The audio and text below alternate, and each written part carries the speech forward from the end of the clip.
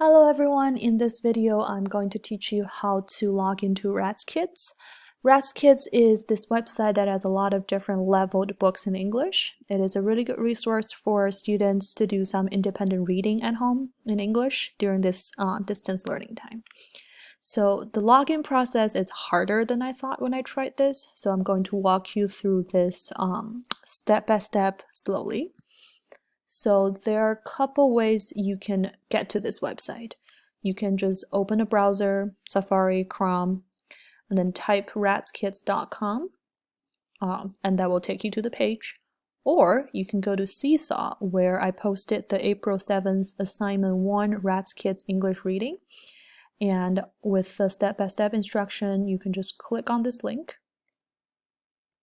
This is an easier way, and yep, you're here. So once you're on this website, you are going to click on the Kids Login button on the right here. Click on that. And that will ask you for your teacher's username, which is mchen03. Okay, so then click on Go. And that will take you to our class page. Okay, so then you can just choose your name. So say that I am Xavier. So click on Xavier, and you're going to type your student password, and everybody's password is 1234. Okay, so go, and you're in. It's pretty simple. And so once you're in, there are a couple things you can play with. But for the homework for today, you're going to click on Assignment, My Assignment. And you will see the assignment I assigned to you.